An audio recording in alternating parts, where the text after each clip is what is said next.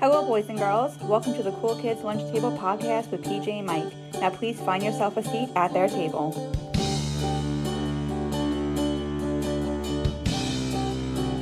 Hey everyone, this is Mike. I'm PJ. This is episode 10. Today we'll be talking about our favorite video games of the 80s, 90s, early 2000s. PJ, we're really going to focus on our favorites, not so much on the Sonics or the Marios. Those are great, but we all know how great those are. They've existed forever and they're still coming out with new games. But we want to focus on the not so much forgotten video games or anything like that. I think they're all well known and popular, but just not the biggest ones. Just they get enough attention. Yeah. So we're excited to do our favorites, but before we do that, I just briefly want to tell you guys about my experience at the recent Blink-182 concert and some other music news I think are just really relevant. Just real quick. So I'm going to start off with a childhood memory. Okay. So, I've been in bands my whole life. My first band, we were called The Other World, and we were a garage band. This is like real garage band, folks. I know most of our listeners are probably grew up, probably in the 80s, mid-80s. But I remember always doing band practice in a garage. Now when people say garage band, they think of the app. Right. But anyway, when I saw Blink on stage, I never saw them in person, and I always liked them, and I kind of regret not seeing them beforehand, before Tom left in 2015. Right. And, my brother's a big fan. My brother's a drummer. I play guitar. But just seeing them on stage, really remember, I'm like, damn, man, I miss being in a band, and I just miss, and they even said, like, we were, a garage band from California, and I was just like, I know that feeling, man. It's such a... And I feel like a lot of kids today, I'm not saying maybe there are garage bands, maybe, kids, I don't know. It seems we're just living in such a different world now. We're seeing apps, and I feel like they meet each other maybe in band in school, which is, lots of times you meet people, but I feel like they're not jamming in someone's garage at their parents' house or... Well, I almost feel like the music today that kids listen to doesn't translate to being a band anymore. It's all very electronic type of music, and I think that's why you don't see as many kids practicing the band, because it's not rock music anymore. Yeah. And lots of, especially that kind of music, it's like you got to have that chemistry, that synergy in person. So, and actually some rando fact about me, folks. So if you ever hear our intro song in the beginning and our outro song, that's actually my original band. We were called Tomorrow's Fire. You can still go to, tomorrowsfire.com? Yeah, or you search us on YouTube. But I just took out, PJ and I took out the vocals, so you actually hear the instrumental. But, if you're into like a Perfect Circle, those kind of bands, you might dig it. But anyway, I saw Blink. So, folks, I didn't realize that Blink... I knew they were touring. Tom came back. Everyone was losing their mind. Mark got diagnosed with cancer maybe like a couple of years ago, 2-3 years ago. He had stage 4 cancer, I think lymphoma. So didn't one of them crash on a plane or something like that? Travis, the That's drummer, right. like years ago, Yeah. maybe 15, maybe close to 20 years ago. He got in a lot of tragic stuff going on, and in that band, a lot of crazy history. Well, now Travis has a new headache. He's madly in love with her, Kourtney Kardashian. Is he really? Yeah. Oof. It's so funny because he's like kind of like the quiet member in the band, yet he's dating probably like the loudest person family in the world. Yeah. I know she's probably the more subdued one of that. And family. it was Kourtney, you said? Yeah. Of the original 3 Kardashians, I think she's my favorite. Yeah, she's the most. I think she's the most naturally pretty. I think so too. Like, I don't think But yeah, I saw them at UBS Arena, the new Honors Arena. Beautiful arena, isn't it? Mm-hmm. State of the art. It's right next to the racetrack. So, Yeah. So folks who are not familiar with New York or Long Island, when you think about the Belmont Stakes, that's right next to that horse track. It's like right next door to it. But yeah, so I didn't realize they were touring now. I thought they were touring for some reason. I thought they were coming in the fall of this year, and maybe their new album comes in the fall. That's how it got mixed up. I was actually at a communion. My friend Callan comes up to me, my brother. He goes, "Oh, did you guys see Blink last night?" We're like, "What?" We're like, no. What do you mean? I thought they were coming to the fall. He's like, no, they just played the Garden, Madison Square Garden. They're playing at UBS tonight. So long story short, my brother, myself, and my fiance got tickets. They got them off StubHub, and I only bring that up because when I got them for I got really good seats. They're like basically on the, not on the floor, but like the level above that, right? Stage left. I got them for $180. I was $2 short from the 182, which would have been kind of crazy. But anyway, when I clicked it, actually redirected me to Ticketmaster. So I guess there were Probably resales. a verified resale to But, Ticketmaster. Yeah. I was kind of I don't know if they own StubHub, but I guess they partnered with them or something. But anyway, it was a great show. Just seeing them kind of they came out to Anthem Part 2, which is from their album Take Off Your Pants and Jacket. Yep. And, they're just like a power trio. There wasn't like an extra guitar player to add beef or a piano player or anything. I mean, they had I think they played to a track. Like, look, they're not lip syncing. I'm talking about maybe piano track. They played Miss You or, just to give it something, like a sequencer, which is actually more difficult because you're kind of married to it. You can't, if you come in the wrong time, that thing's still playing. Right. Yeah, timing's gotta be perfect. Yeah, it's like jumping on a train track. But yeah, just really good set. They were full force. They played the hits mostly? Or? Yeah, mainly all the hits. Okay. Yep. Yeah, they played about something like they played, probably Dude Ranch, they played Damn It at the end. Okay. But yeah, they played all the hits. Honestly, they played all the hits. What's your favorite album from there? Just out of curiosity. Probably Take Off Your Pants and Jacket. That's the one that has Miss You. Okay. It has that was the Anthem one Part after 2. Enema of the State? Yep. Okay. Yep. Mm-hmm. I think I lean towards Dude Ranch because it was the first album of theirs that I ever really listened to. So I think nostalgia, I lean towards Dude Ranch. But those first few were really good. I think after Take Off Your Pants and Jacket, they kind of struggled a little bit, or at least I lost interest in them. They had the self-title that has that's like their hit song. Yeah. I'm feeling this. Right. They played that one. Okay. And I don't really know their catalog as well as my brother, but they play something for every album, which I always enjoy when bands do that, They even played the funny songs, like, I don't even, there's so much profanity in it, but shit, piss, They played that. They played It's Christmas Eve, and I only rap to fucking, they did all the funny ones. Okay. And it was just great to see their chemistry, especially, I think Tom originally left maybe for creative differences. He didn't want to be kind of act like he's 15 anymore, but they were kind of back in full force, and they did kind of basically their skits in the, between songs. Right. Like Tom was going, I was in the middle of Colorado, and I thought it was Bigfoot. It ended up being Mark. And Mark goes, oh, you look thirsty. So he put his penis in my mouth. Like all that kind of teenage type jokes, and it was really great. Well, it's good to see that they haven't lost that, and that they're not a different band or a different vibe. Personality. They kept their stick going. I just want to mention I like the stage production. They had like a cool screen behind them. At one point they had like an inflatable ambulance. Okay. And that when they had the screen kind of like those old school movie things with the screen, the back's moving in the car. I forgot which song it was, but that was really cool. They had a giant inflatable rabbit, like their logo. Okay. The carrot. At one point Travis gets lifted up, on cables, and he's playing in, So a lot of production went on then. Yeah, okay. It was really great. It wasn't just them standing on the stage. There was stuff happening. No, they were running around. They were funny. And, Mark had a moment. He was like, I was diagnosed with cancer. And then they played Adam's song. So I was actually a little emotional. I was like, oh, my God. And, it was really beautiful. Mm-hmm. They've always been a very high-energy, entertaining band to listen to. I like their music. That's not usually my type of music. I'm usually much more into hardcore metal kind of stuff than they are. Mm-hmm. But, when their songs would come on the radio, I would leave it on because they're entertaining and they're good. They're well-written songs. Yeah. I don't know if a lot of these kind of bands don't get credit, I don't think, for how well-written those songs are. But some of the lyrics and words to their songs are very emotional and very deep. It's just kind of camouflaged by the upbeat nature of the music itself. Yeah. But if you pull apart their lyrics and everything, you'll see that that's a deep band. Yeah, I know. Like, I'm not the biggest punk fan. Like, I like Green Day and, like the Offspring Smash album. That was it. Punk can get very stale very quickly. Right. Because it's very basic and what it is. But I feel like they all kind of sound the same, if you ask me. Yeah. Yeah, but I feel like bands like Green Day and Blink, there's a reason why they're in that other status. Because it's just not like these 4-chord, button, like turns over a drum beat. They're bigger than that. They're better than that. Yeah. Really, but it was just really great. I just want to briefly just mention the opening band. I didn't love them, but I just felt, me being in a band, it seems like I think it's cool to just get that opportunity. They were called Turnstile. They remind me of Jane's Addiction, a little bit of Rage Against the Machine. Oh, I like Rage, okay. Every song kind of sounded alike, but they were good running around. If you're into that kind of style of music, I think you might be into it.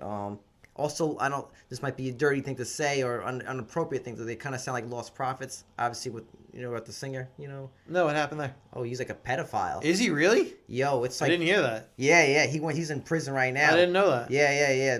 Look, I like their first album. Yeah, and he's like that guy's a real. Real bad guy. People want like the guys from Nickelback dead. Like people should want the lead singer of Lost Prophets dead. That guy is just real quick. Real nut. Since you've mentioned Nickelback and people wanting them, can we stop hating them? I know there's no reason for it. I'm going to see them this year. They're touring, and I'm going to that show. I don't know why everyone hates them. They're not bad. I think it's just one of those things that it's like a bullying thing. Like it really you bully is. one guy, and almost everyone kind of just does this like for the fun thing. But that's totally on. I'm not saying they're the greatest rock band of all time. But it's unfounded hate. They're not that bad a band. They're really not. They're good musicians. They really are. They play tight. They write their own shit. Dude has a unique voice. You could listen to them and you know immediately who it is. They have their own sound. I don't know why everyone hates them. Let's stop hating on Nickelback and start hating on pedophiles. That's if we've learned anything today, kids. Today we're going to learn to stop hating Nickelback and start hating pedophiles. Right. Mm-hmm. I agree, PJ. But speaking of, because shortly before recording, PJ was talking about like how you replace a member. So they had Mike Skiba. Was it Mike Skiba? I think it was Matt Skiba. Might have been Matt. Oh, Skiba. Matt Skiba. Whoops. That's a guy from Silver Sun Pickups or some shit. Something like that. Anyway, he filled in. He took Tom's place when they broke up. Or he left the band. Now he had to obviously exit it. I don't know if they fired him. They probably just asked him to leave. I'm sure they're still friends. Blah blah blah. But segues because I just want to talk about the new touring drummer for the Foo Fighters. It's Josh Freese. I love this drummer. He's one of my favorite drummers. He's known for being a session drummer, but he's drummed for everybody. He's drummed for Nine Inch Nails, A Perfect Circle. I love his work in that. He toured for Sting, No Doubt at one point, and just to tell you, just the amount of his vast catalog. He's recorded with Meredith Brooks, that song, Bitch. Yep. Okay. That was her biggest hit. I think that's her only hit. Yep. Michael Bublé. Really? Yeah. I like Bublé. Yep. Evanescence, that hit album. He played drums on some of the tracks. Avril Lavigne. So he has a very accomplished. He's got some resume. Yes, and he was very good friends with Taylor Hawkins, and I think he's the perfect drummer to tour with them. I don't think he's gonna be a permanent member. I think he's just there to tour. And I think their new album, Foo Fighters, gonna put out is Grohl playing drums. I love how Dave Grohl plays drums. Back to drums for him, huh? Yeah. Good for just him. Recording. Just recording, okay. Not touring. So I wouldn't be surprised every tour they have a different drummer, honestly. Right. You might record the drums, Dave, and then someone else. Okay. Unless they find a guy they really click with. And then lastly, real folks, is with Tina Turner. I know she's not really from our era. We were probably born when she got big as a solo artist. But I remember just my dad playing all her records and my sister. And I just feel like, she's probably one of the last real rocker chicks. I know we see her as a pop singer, and I think in the beginning when she first kind of became a solo artist, she's like, look, I'm not really a pop singer, but she made it her own, clearly. And I think the things I just want to kind of point out with her is, she didn't break out. Obviously she had domestic violence with Ike Turner, and then when she went solo, she was in her 40s, which is kind of late in the game of any performer, especially with women, because they want you when you're hot and you're smoking when you're really young. So for her to do that was huge. And when she left her husband, and I'm reading this from the New York Post. I knew this already, but they wrote it really well. So when she left her husband, this is 1976, she was basically poor. She had no money, basically. This guy was so controlling. But when she filed for divorce, she renounced taking any money or any property from him. She left it all, right? Obviously, she's trying to get rid of all kind of. She doesn't want any ties. Smart. But the one thing she asked to retain was her stage name. Her real name isn't Tina Turner. It's like Anime Bullock, I believe. But yeah, she blossomed obviously clearly into this mega superstar and one of the biggest stars probably of all time in music. Mm-hmm. And she retired in the early 2000s. She was in her 60s. She died at 83. But I actually thought she had already died because I hadn't heard about her in forever. She was in Switzerland. Yeah. Mm-hmm. But she is just such a classic rocker. And if you want to see her at her best, just at her coolest, check out, go on YouTube, search Divas Live. She actually plays at the Beacon Theater in New York City. She opens up with Simply the Best. But they have this great entrance where she comes out of a limo. And they have a camera following. They're playing the Bini, you know, and you just see her walking with a nice long legs.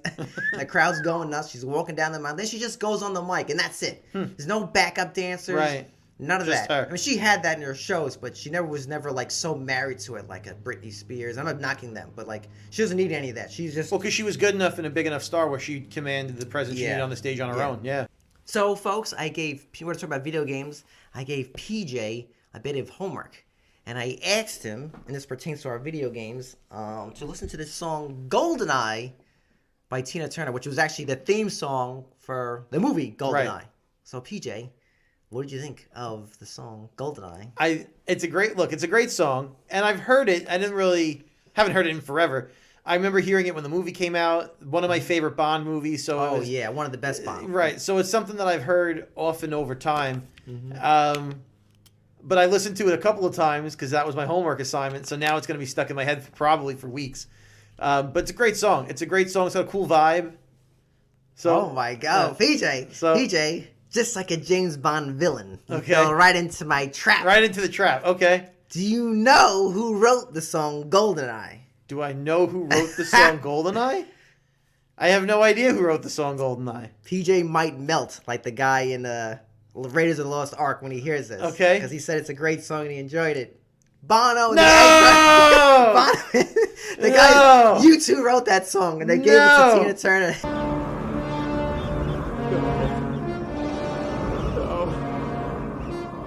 not true. That's impossible. I'm so mad. You fell into my diabolical It's such a trap. good song. But, okay, hold on. It's still a good song. However, they don't perform it, so I don't have to hear their voice or them being the musicians. And so I can still hate them and say they wrote one good song. Okay? Right. Fine. You and your diabolical scheme. I hate you too, and this does not change that I hate them and that I hate Bono. But for real, it is a really good song, and the way she sounds on it, it's almost very bluesy, very smoky sound to it. It's such a cool vibe on that song, and it's really one of the best. Yeah, and I just love the James Bond intros. And, Yeah. most of them are really good songs, and you guys, for our listeners, that probably used to me always saying, I really love intros and opening credits. I really think that helps set the stage for a film. The opening for a Bond movie when he walks through like the gun barrel and then he turns and he shoots and he points, it's great. It's always it's such a great opening for those movies, and man, I can't believe I have to like U2 for one song now. I'm mad about it, but I'll get over it. GoldenEye. So, dun dun dun dun. Dun, dun, dun. It reminds me almost, if you listen to that, you ever watch Shark Tank? Yeah. It kind of has the beginning of Shark Tank. Yeah. It kind of has that vibe to that. it. Yeah. Mm-hmm. Oh man, U2. Anyway. Here comes what you guys came for, is us talking about video games, and I think Pete is going to start off with GoldenEye. I'm not usually a big first-person shooter game person, but I think it was 97 on the Nintendo 64 that GoldenEye came out, and like I said, I had liked the movie. I think the movie came out in 95 or 96, and then the game came out like the year after. And because I like the movie and I like the James Bond franchise, even as a kid, I always watched those James Bond movies. Oh, yeah. So I wanted to get the game and play the game, and it follows the course of the movie. It's the same kind of plot. I think it starts off with the level in Russia, and you have all the cool gadgets and stuff in the game. Mm-hmm. It's such a great game to play with other people. It's just a fun game.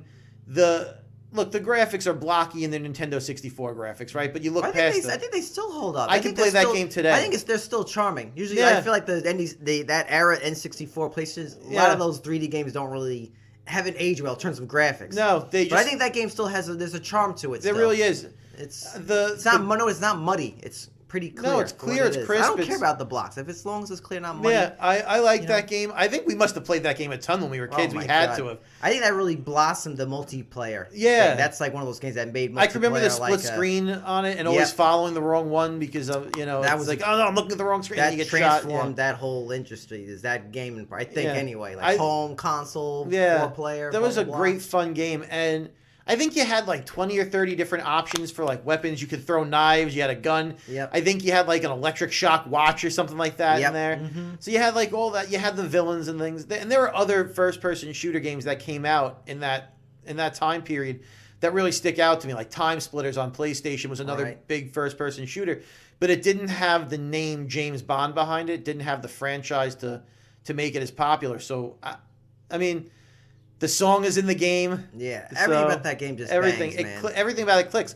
I think it's a classic Nintendo 64 game, a classic first-person shooter game, and I just love it. I mean, if they remade it today and they put it out, I would play it again. They have. They put it. It's on Xbox and it's on Switch. I'm pretty sure they released it. I didn't realize that. I have a Switch. I think they have more of an exclusive deal where you could play multiplayer online. Okay. Where Xbox is only local. Okay. But it's pretty much they just ported it. I didn't realize that. I'm going to have to look into it and get it. I have a Switch. I love that game. So that's on my favorite video game list. That's my first pick for today is going to be GoldenEye for Nintendo 64. Yeah, and a common thread when I talk about my favorite games is something I really miss in video games and don't really do anymore, and they did it in GoldenEye is cheat codes. Yes. I miss like big head mode, paintball gun mode. I feel like now you have to either download it for an extra $5 or it's like, and they're like they're not.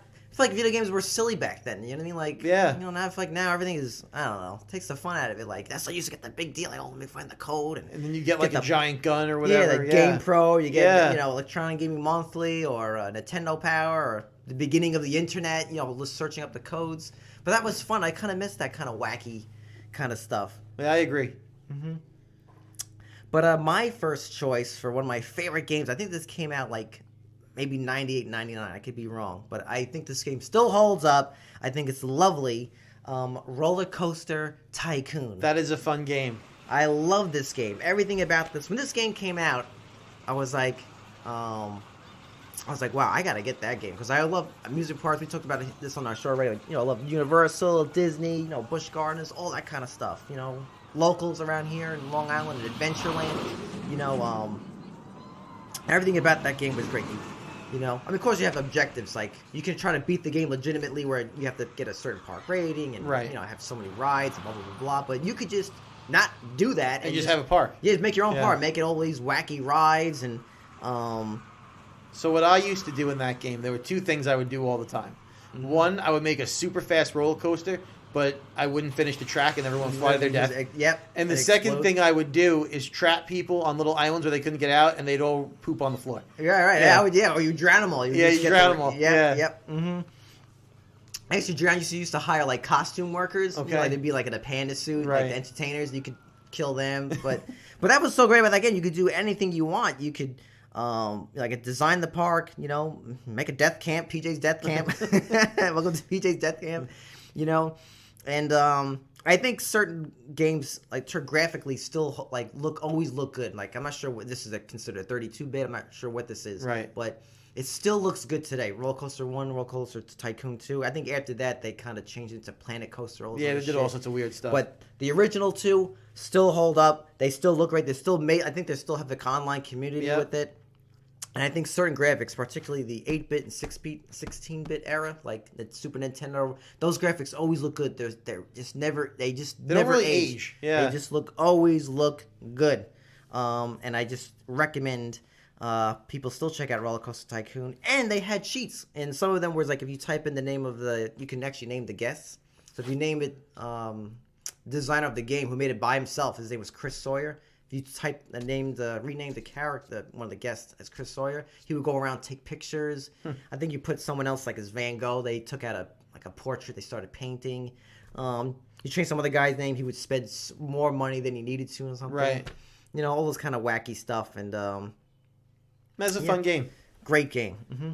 PJ, what's your next choice? So I put on here for my next choice a side scroller. Oh. Because I think nowadays you play a video game, there's no scrolling. It's just the world is so vast. You're exploring every little corner. Mm-hmm. But those old school, you could only go left and right kind of games, there's something about those that hold up really well. And they had so many great themes for those. But the game I chose is Turtles in Time. Oh. I love the Ninja Turtles. Mm-hmm. I always like to play as Raph. He's my favorite Ninja Turtle is Raphael. And then not know that. Raph is my favorite because he's always the angry one. And then Michelangelo is my second favorite because he was always the funny one. So those are the two I would like to play as. I just think those games are fun. You're fighting like the Foot Clan, you know. Beat 'em ups are always fun. Beat 'em to ups, play. like it's button mashing. You know, there's no skill involved in that. Yeah. Just mash the buttons and kill the people and keep walking, right? Yeah, and it's a great game to play with other people. Right, You know, like it's just sit with fun. your It's like a friends, party game, you know. Like sit on people the can couch sit around and just do that and get not your think. Doritos, Pepsi out, and Yep. go to town. And again, you get a good franchise out of it because you have the Ninja Turtles, so it's already like you're familiar with the characters. There's no real story you have to pay attention to. You're just fighting the bad guys through time in the Ninja Turtles, and I just think those are fun games. I love those side-scrolling button mashing type of games. I think there might have been some cheat codes for that, although I couldn't remember them offhand. But yeah, I just think those are the kind of games that are missing now. It's not they're too involved now, and it's Yeah. like you need a degree to play the game. Yeah, Whereas too many tutorials, man. it's just like, so much. Those games are kind of like self-taught. They came with a manual, but usually the manual just kind of gave Like you know, basic stuff. Yeah, and Ninja Turtles, man, you can't beat it. Exactly. So that's my second pick, Ninja Turtles time. Oh, just real quick with Ninja Turtles. I actually had them on my list, so I won't go too deep. But I love Manhattan Project. It was for regular Yep. Nintendo. My brother and I used to play that game. And I just got the new beat 'em up for Ninja Turtles called Shredder's Revenge. Yes. And I actually got the hard copy. And Okay. it comes with like stickers. It even comes with a free coupon from Domino's to get a free pizza. Oh, wow. I haven't used it yet, and it's a really great game. It's a short game. It's only about 6 hours long. Yeah. So you can probably beat it like in a day if you wanted And it's to. the same kind of thing, right? It's like a Yeah, side just beat scroller. 'em up, and you can beat now Casey Jones. Oh, really? Splinter, and April. Oh, wow. And my best guys is actually April and probably Michelangelo. Yeah. Okay. Yeah. Cool. Because they're fast. Yeah. You know, so I'm like in that game, but they're He's all got the really good. nunchucks out, yeah. But my other favorite game, and this came in the 80s. I think this is the perfect video game. Okay. Tetris. That is a great game. I Can't know beat it. I don't know, like that might be kind of underwhelming, but I think this game is just it came. I think people might know the story, but it got paired with Game Boy. You know, when they were, and then now they have a movie about it, and there's a great documentary called Ecstasy of Order that kind of talks about the video game Nintendo championships and this guy named Thor who came up with a world record. But it's just amazing how people get mad. I have it on my phone, Tetris. They have an app now, and I play it on my phone all the time. It just never gets old. No, it really doesn't. And when they were making, they were going to It's release. still the most frustrating game of all time. Oh, yeah. But it's just one of those games that just, I remember just playing on Game Boy, whether it was taking a shit playing Game Boy or in my parents' car driving somewhere.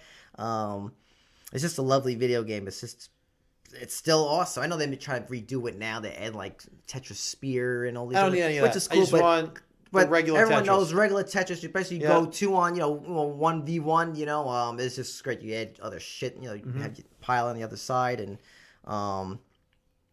the last thing with the Game Boy is like when they were gonna release Game Boy, I think it got, like I said, got paired. I think they were originally gonna pair with like Super Mario Land, but the guy who was selling the game to them says if you sell your Game Boy with Super Mario, you're gonna sell it to kids. But if you sell it with Tetris, you could sell it to everybody. And wow, what a great marketing! It's such a classic. So I love Tetris. Okay. So good. Peter, what's your next choice?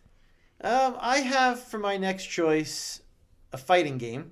Oh, okay. I actually have fighting games on my Okay. Yeah. I did not pick the Mortal Kombats of the world because, like we said earlier, those games we know how great they are. So I didn't bother with that. I picked Marvel vs. Capcom. Oh yeah. It combines two different types of characters, like your video game characters that you're familiar with from your regular fighting games, and Marvel Comics. And I'm a big comic book fan, so I always liked the idea of that. I always played as Gambit. It was one of my favorites. I liked the idea that it had the tag team aspect where you could switch out in the I was middle gonna of the fight. say, was that the first fighting video that we kind of like had like a tag? I think it was. I don't remember it from before, from any games before then. They definitely perfected it. Yeah. Probably. Maybe there was a pioneer before that. But I think that was one of the best features of the game because you could have one person getting beat up, switch out, do like a tag team kind of move. And yeah, I was always Spider-Man or Wolverine. Yeah. And, or Captain America. Captain America was great with the shield. I think that's a game that I think they're supposed to be making a new one. They've made so many of them. Every time they release a new one, they're still fun to play. They're just different characters, different upgrading the graphics. There's no storytelling here. Again, you can. Are there certain things you could do to do certain moves? Sure, but can you get away with button mashing on that? Absolutely. You mash enough buttons, you're going to pull off a move. Easy to play, fun to play. You can sit on the couch and veg out. And you don't have to think too hard, which is really what I want in a video game. And I think that's one of aside from your Mortal Kombats of the world, I think it's one of the best fighting video games out there. Yeah. Just game mechanic wise, it's fun to play, it's fun to look at, easy enough to learn, and it's a great solid game and combines video game characters and comic book characters. So what more can you ask for? That's why I picked that as one of my favorite fighting games. Beautiful choice. That's a great choice. Another forgotten gem, I feel. It really is. It's still respected, but it's not celebrated as much as a Mortal Kombat or Street Fighter. Exactly. Great one. This next one's probably or maybe 2001, 2002, somewhere around there. I think this game changed video game history too. It's one of those other pillars, my opinion. I still love it. I think it still holds up. Grand Theft Auto 3, baby. Ooh, 3's a good one. And look, I know that GT5 and Vice City, they improved upon it. But this is the pioneer. And this is the one you remember playing first. Yep. And actually, the first time I played GTA 3 was actually with you, PJ, Yeah. at your house. Yeah. It was like near Thanksgiving. And I remember playing. I was like, holy shit. And look, it's not about the violence of it. I was just really more amazed. The world itself is Exactly. so big. The There was so freedom. much you could do. I was like, what the? I mean, that's the part that blew everyone's mind. I think the other big 3D kind of game was maybe Mario 64. Right. But you felt kind of, you were in a box. Right. This game felt You like. could go anywhere. Yeah. That and open you world didn't have to, and concept. you didn't have to complete a mission. You could run around, Do just whatever you steal wanted. cars. You could be a taxi driver. Yeah. You could just actually be a taxi driver. You could pick up prostitutes, kill them, take the money back. yeah. It was a great game. And it was just so funny and too, exactly. It didn't take itself seriously too. I think that's why that game actually also still holds up in that whole series. Yeah. Even though it's violent, it's still cartoonish. Yeah. You know what I mean? It's The not. more those games go on, they become less cartoony and more just graphic. Yeah. And they're still fun to play, but that first one is still like whimsical in as much as you're killing people Yeah. and it's bloody, but it still has a whimsiness to it where the Vice Cities and past that, they get very dark. Yes. And I think another thing that made this game so great, I think so classic, and I think all our probably our listeners are the same age as us, the commercial. It had that opera song that's already famous. It's like, oh, I remember just seeing the commercial and it was like, oh my, it was so cinematic. I was like, wow. And it just felt like That's Rockstar Games that makes them. Yeah. And that protagonist, I don't think he really had a name. I think it might be Travis. Something like that. But he never spoke. And it really made you feel like you were that character. And I always love you could change the radio stations in the car to different things. It was such a great you had game. your own garage. You Yeah. took your favorite cars and everything. I got the ice cream truck. I unloaded it. I unlocked all that crap. And like I said, one of the common things in a lot of my favorite games are cheat codes. And this one had cheat codes so you could have things Like with their- unlimited ammo and stuff like that. Yeah, the tank. Yep, the tank. You can have super good driving skills. Like your car would have a turn on a it wouldn't dime. crash and stuff. Yep, you can have people's heads blow off. You Yeah. can change actually your main character into you could become like a pedestrian. You can change Right. your skin, whatever you want Yeah. to call it. But It's a great Man. pick. That's a very great pick. classic. All right, so my next game is actually a game I played the other day. Oh. Originally, I played this game on a console. It's a sports game. I picked NFL Blitz. Yo, yes. Oh my God, go! Because I gotta share something about sports games in general. So, Go. in general, I usually only play when it comes to sports games, like the hockey games, like the NHL games. But NFL Blitz took sports games in a different direction because it became like an arcade. Exactly. And that's why I loved it. Like you make 3 passes in a row and they're on fire. Now you can't tackle the guy. Yeah. The hits almost combined wrestling. They were like power bombing people on the field. I actually played it the other day. Me and my dad, we went to a comic book convention at the Cradle of Aviation, which is where we went to that arcade game. They still have the arcades out. Oh, perfect. So we spent some time playing NFL Blitz on the arcade platform, and it still holds up. It's still fun.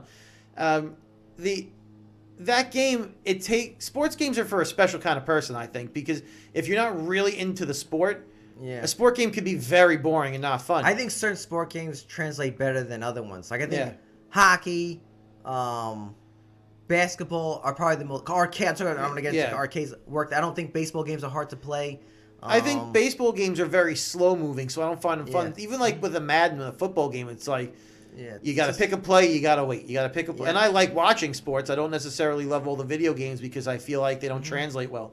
But that's what Blitz did so well. It wasn't really a sports game. Well, that's what I was gonna say. I think sport games today had to go back to like just arcade style. Yeah. like NBA Jam. I was That going to say, a great NBA Jam's game. another good one. Same vein as Blitz. Yeah, and it was just like even if you don't like basketball, that game was fun to play. I Yeah. feel like the new games like NBA 2K, whatever it is, or NFL, whatever. It's like they make it too realistic. It's almost like you're just simulating a right, or game. Or even wrestling games, they make them too simulation, where it's just like if I want to play basketball, I'm gonna go outside and really play. Right. I want to just play do something fun. Yeah. I just feel like it just takes the wrestling games are at their best with like No Mercy and stuff like that. Yeah, No Mercy, the ones on Sega, all that ones. They were so much fun but you're to right. play. It's more of a simulation than playing an actual It's not fast-paced fun game. at And it's all. like I just want Mario Tennis was so much fun to play. Yeah, I now agree. they had like Virtua Tennis was like, oh my god, it's like too much. Like I appreciate the art of it. You know, kind of like racing games like Gran Turismo. You know, they make it very realistic and similar, which is cool, but nothing beats just an arcade style. Bam. Yeah, that's a great choice, PJ, with the Blitz. Mm-hmm. All right. What's next for you? I love this game. Mr. PJ and I used to play this game together with our friend Dan, and I still play this game today. I love this game. PJ, you want to take a guess what it is? It's probably one of two that I have on my list that I was going to go with next. Oh my god! Oh my god! So I had two on my list: Crazy Taxi and Rush. I didn't put those on there. Okay. I did, but this was Worms. Worms! Oh my god, we used to play that all the time. Yes. So Worms, probably the most famous one is Worms Armageddon. Yep. So, folks who never played this game, this is a strategy game. That means you take turns. So I would go, then you would go. So basically, you're like a team of little worms, and this game is just pure comedy. It's just you have all these wacky weapons like a sheep launcher. Right. You have a grenade called a Holy Hand Grenade, and it'd be like yes, and blow you up. So basically, each worm has a life of like 100 points. You got to bring it down to 0, or you throw them in water, they would essentially drown. And there's different level designs, but this game is. I feel like I can't believe this game never it still has a very big following. It does. I have it on Xbox now, but I think they have an app where you can play it on your phone and everything now. Yeah, it's just one of those games I just can't believe it's never. Because I feel like it has everything. It has funny-looking characters, and it just but this game it doesn't age. The graphics hold up because they're just cartoons. Yeah, and it's just so much fun to play, and it never gets old. This game, like a strategy game like this, just cannot get old. That was always fun. They had the grappling hook. You could swing and then drop like a dynamite. Yeah, we did play a lot of that game. Yeah, so for our listeners, just look up Worms Armageddon. And great game. There is a little bit of a learning curve where you got to play, but once you understand it, they have easy tutorials. It's not like a StarCraft where you have to really focus. This is more like as soon as it might maybe 5, maybe 10. You're just really learning the mechanics. How do you move the worm and how do you aim? And then once you get that down, and how do you pick your weapons? And exactly. At that point, it's just and then you can play. You could have teams. You could play against 6 people. Each. Yeah. Have teams of war. You can name your own team. Yeah, I named mine like Reservoir Dog characters. You can name whatever you wanted. All kinds of stuff. Yeah, that's a good choice. But I love this game, and I cannot recommend that game enough. That is a good one. So I'll use my next choice then. It's a twofer on this one because they're both car games. Mm-hmm. And again, it was our same friend Dan that we used to play this at his house. Mm-hmm. We used to play a lot of Crazy Taxi and we played a lot of San Francisco Rush. Yes. 2 great car games. I was never particularly good at either one of them, but they were. These are the kind of games that you could play, and again, they're fast paced. There's really no storyline to it. You're just playing. You jump right in. You turn it on. Crazy Taxi. You're picking up a person, dropping them off, doing it as fast as you can. Rush was the same thing. You just want to beat the track and do some tricks in between and stuff like that. These were games you could play with friends after school.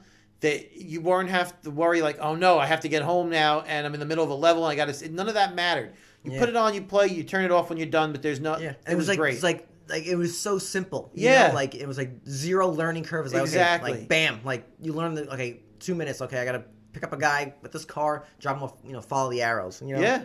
And then Rush. I feel like a lot of video games today don't have too. It's just like a silliness. I know it sounds crazy, but you had stunt mode where it was just a track where it had a bunch of ramps and wacky thingies and I remember Rush 2 on the Nintendo 64. I think they were sponsored by Mountain Dew. Okay. So in the video game you had to drive around and run into these giant Mountain Dew cans and you would hear the guy drink glug, glug, glug, glug, it was just fun stuff. Yeah. Yeah, and then it goes back to cheats. You could have big wheel mode or there was so much fun invisible stuff. car, you just see the wheels with no frame. Twisted Metal was another game like that. What happened to car combat games? I don't know. Twisted Metal is one of the best games of all time, and they're making it into a TV show now. Oh wow! Okay, maybe they'll revive. Maybe they'll revive the games because those were fun games. I can't believe they haven't. You ever play Rocket League? There's a new school guys. It's basically you use cars. You're basically playing soccer with cars. We're talking about sports games. Right now we're just Blitz shortly before, but that's so simple. It's just drive, hit the ball. That's it. That's the mechanic. Yeah. Take your car, bang the ball. It's not. That's it. Gotta make one butt to make my left leg do this and all this It's simulation. easy to play, which makes it fun. But that's the game. They could take that car and put some missiles on. I think they might already have. But turn that into like a new Twisted Metal. It'd be fantastic. Oh man. Yeah. Just even like sitting in the arcade, sitting that like in the machine, like a Daytona or a Rush. Oh, that's still the best too. Racing each other. PJ, real quick, were you the type of person who used automatic at the arcade? Absolutely. Or manual? Okay. I'm never gonna do manual. Why would I do manual when automatic exists? What am I doing here? What are we doing? I couldn't. If you gave me a brand new car right now and said this is free, you could have it, and it was manual, I would give it back because I couldn't drive it. What are we doing? Automatic all the way. Okay, yeah, me too. Maybe I would dabble with the manual, like if I was at my home console, but never in the arcades. No, because then you're gonna lose in front of everybody. You're gonna crash into a wall, and the car's gonna overheat. No, always automatic. You're going the wrong way. Yeah, like in Daytona or something like that. But PJ, I'm gonna do like for you. I'm gonna combine my next two. Okay. They're actually both fighting games. So the first one I want to talk about is called Virtua Fighter. I remember that one. It was actually on 32X. Okay, yep. Sega Genesis like add-on. It was a very short-lived add-on of your system. It was basically not well done. It was poor marketing. Yep. It was useless. But I love that fighting game. For those who aren't familiar, it was kind of like blocky 3D fighter. But it was great. It had like a weird kind of gravity. So when you like jumped in the air, it was kind of like almost like somewhat slow motion. Right. But I just love all the characters. They all had like crazy, like sound bites. Like like I miss that kind of like 90s and like 80s like funny sound bites. Now everything today's like they have professional voice actors. They have like actual real actors on movies coming in to do the voice. Yeah, but I really kind of miss like just the fun little sound bites. Yeah, there was one clips, fighter who was like a wrestler. His name was like Wolf, and like when he would like beat you up, and then he would win at the end, like his like they show like that screen where your victim like yeah, that's like, right, like, rah, like in each one different, and it had cheats too. Like if you press, I remember, you press left, right, and the characters like super fast. You would unlock. It was called Durrell. It was like almost like this androgynous. It was like half man, half woman. Okay. What do you want? But it was like made out of steel. Kind of looked like T-1000. Okay. And when you would punch it, it made like steel tin noise, like ping, ping, pong, right. ping. And a funny thing for that, we're talking about playing with your friends or siblings. I remember one time it was me, my brother, my friend Sean, and I was really good at Virtua Fighter, and I was kicking my brother's ass, and my friend Sean's ass in that game, and my brother finally beat me, and he rubbed it in my face, and I ended up fighting my brother, like wrestling him at that point of anger, and my friend Sean still talks about it today, but anyway, I think they made new versions now, but nothing beats that original 32X one, in my opinion. And my other fighting game that I cannot believe, Mr. PJ, they did not reboot it, remake it. I'm astounded. Primal Rage. That's a good game too. How could they? Look, this isn't a perfect fighter, but I thought it was cool. You had like, giant gorillas, basically like King Kong's fighting dinosaurs, and I don't know how that doesn't get remade. I had like it was like I said, 90s kind of had that kind of 90s humor, like a lot of gross humor was big, like toenails and barf. But in that game, you could one gorilla burped on you. I was gonna say there was a belching, fought it on you. Yeah. And like I remember like there'd be like these worshippers. So I remember like took place in the future where like I don't know like the atomic bomb. So like like that's how there's a resurgence or I don't know what some kind of time warp. So there's like the end of the world, but at the same time you have like dinosaurs came back and there's like villagers. Right. And you can like eat them. You could step on them by accident when you're like beating each other up, and they just can't believe PJ they didn't have it remade it. I mean, I don't know. Because now why they wouldn't. Kind of like Mortal Kombat, they made it more gruesome and bloody and over the top. I mean, that's a perfect game. You could have gorillas ripping people's arms off and stuff. I don't know why they don't bring that back. Yeah, like breaking a brontosaurus's neck and turning it into a pretzel or something like that. There's so much you could do with some of these old games. You don't know why some of them don't come back. Mm-hmm. But that's kind of my list, PJ. And just other ones I kind of want to just briefly mention. Yeah, I have a few. Just list them out. Yeah, not giant deep dives, but I want to talk about a quick story about NBA Jam before at the end of mine. But I want to talk about Aladdin. I thought that was a great game on Sega Genesis. Another Disney one, Toy Story. Great game. we talk about beat 'em ups. I remember Streets of Rage was like That was a big good deal. one, You yeah. could get to crack a bottle over someone's head. I know we kind of wanted to stay from like the Sonics and the Marios, but I had to talk about just Sonic and Knuckles in particular, just because of the fact that you You could could climb the wall. yeah, and then you can put a game on top of the unit. I think that remember that time. I was That like, was whoa. crazy. Yeah. You know, like nowadays it doesn't seem like anything, but that was a But back then, that was like whoa. that was a you big know? thing. I didn't have Super Nintendo, but my friend had it. It was called Uniracers. It was like looked like a unicycle, Right. And you had to just basically race, but it was all like this kind of wacky racing. So it was a side scroller, Okay. which is very unique. But like you know go like Yeah. do loops and you would go left and right on the screen. It was just kind of wacky. It's cool. That's a game like begging to be ported to like a phone. You know what I mean? Right, 'Cause it's yeah. so simple design. And my NBA Jam story is, so those who are familiar with the NBA Jam game, it's like an arcade style, and you know, it's infamous for like boom shakalaka, all those kind of awesome, Right. famous, like I said, those kind of great sound outs from the 90s. But it was famous for like during a game, like you could be up by like, you know, 2, and at the last second, the guy would your computer would make a shot from past half court. Right, it was like a and, full court shot. Yeah, Yeah. thank you, full Yeah. court shot, and they would always make it in, and it was like The most frustrating thing in the world. yeah, and it drove my brother nuts. My brother's not the biggest video, but this drove my brother nuts so much that he actually wrote a letter to Acclaim saying like, yo, your game is cheap, blah, blah, blah. Yo, they actually wrote us back. They sent Really? my brother a letter back, and I gotta find it. I gotta put it on, I'll put it on our website or Yeah. some shit. But they wrote us back saying like, oh, we're happy that you like our product. We're happy you're, you know, also kind of missed, Right. you know, but that's how the developers. But you found out years later now that they did have a thing where certain teams, I think the Bulls always had an advantage over the Right. Celtics, some kind of thing like that. But and that game had it had cheats too, big head mode. I think Bill Clinton was in that game. It had all kinds of, man, that Wow. was great. So I have a couple of rattle off. Mm-hmm. Just a few that I think are worth mentioning. Tony Hawk's Pro Skater. Oh, great Such choice, a great man. game. Dude. You could play that game for hours. Great choice. I used to play that with my brother. That's They had horse mode, so it was like horse with basketball. You'd have Right, to yeah. match a trick, and if you didn't match the trick and get like the same amount of points, you would get a letter. Oh, We used great to play choice. that for hours. That was a great game. Just the soundtrack, the more. Oh my god, it was Just great. grinding. I used to like love getting the tapes. I didn't really like even doing the tricks. I No, just loved want to get getting the tapes. That was That fun, was a too. great game. Skate to get skate to get the letters and all that Yeah. shit. Great choice. Altered Beast. Oh yeah. Used to love Altered yeah. Beast. Each level you collect the power ups. You turn into a giant animal. Like you could be a wolf, a bear, a dragon. Yeah, yeah. I thought that was a fun game, and I feel like I don't know how that's not a movie or a TV show or something yet. Yes. because that has tons of potential. Because that was set in like he looked like a caveman or something like that. Yeah. That's totally something you could turn into a Game of Thrones era-esque type of show. I Yeah. don't know why that isn't a thing. So I thought that was fun. I love the Guitar Hero and Rock Band games. Those are always Yeah, fun. that was a big deal. But one game I want to talk about that never gets any love, and I don't know if you'll remember it or not. Do you ever playing Cool Spot? Oh yeah, the guy from The guy from the 7-Up? Yeah, yeah, yeah. And they turned that guy into a video game, and he would just like strut around, and Yeah. he would just be that red dot. I always thought that was a fun game. You know, they'll never make another one. They'll never re-release it. It was Yeah. that's like stuck in time. Like that's a product of its time. But I always thought that was a really fun game. That's like a very 90s thing. Very But- 90s, yeah. But those games are fun, man. Yeah. You know, we're missing out all these cool things nowadays. So I have 2 quick pop quiz questions Oh. for you. These are kind of hard, but they each come with an extra credit question. Okay. So the first question is, do you know the most expensive video game like to produce? Like how much the most expensive game to create?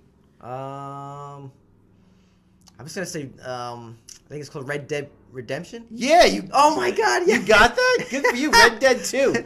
Only Red Dead because, Redemption like, 2. only know that because or took a guess with that because like I know it's Rockstar. Yeah. And that game looks beautiful. It's and, great. It's like, one of my and I favorite know games of all time. It's so detailed. So Yeah. I just took a And then the extra credit for that was, do you know how much it cost to make that game? I don't know, maybe I don't know, 5 million or something. 540 million. Wow. To produce that game. That's the most expensive video game like ever produced. Well, I think they made their money back. For They sure. certainly did. That game was great. I must have replayed that game like 3 times, and that's kind of another Grand Theft Auto thing where you don't even have to do the missions. You could just take a horse and ride around the Old West. Right. Amazing. Yeah, and good job. Thank you. Good Thank you. job. Thank you. I'm All right, and then the second question was, and I think you might get this one, the most expensive video game ever sold. Maybe like Mario 1, like in a case or something Super like that. Mario Brothers in the case. You got them both. Yeah. Yeah, it was like never opened, mint in package, and I think it was like, I don't know if it was like a variant release or some weird thing like that. And do you know how much it sold for? 500,000 or something? 2 million. Whoa! Yeah, 2 million. Damn! So, but good job. You got both Thank of those, you, man. thank All you, right. thank you. Good All for right. you. So those are our video games, man. That's great. Thank you. PJ, great list. And, to our listeners, check out these games that we spoke about. Maybe you played them already, but revisit them, and if there's any developers who are listening, hey, bring back Primal Rage. Yeah, absolutely. Bring it back. We'll buy it. You'll get at least 2 sales. Yeah. Or maybe 1 sale. We'll just play it together in one house. But either way, you'll get a sale out of it. Yeah. Twisted Metal, okay? Yeah. We need We need car more combat. Twisted Metal. Well, folks, thanks for listening. You know the deal. Same time, same table. Have a great one.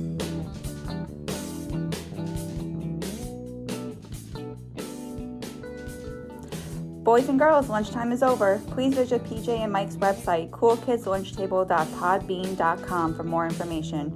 Follow the boys on all social media apps. Just search Cool Kids Lunch Table Podcast. Now get to class before you get detention.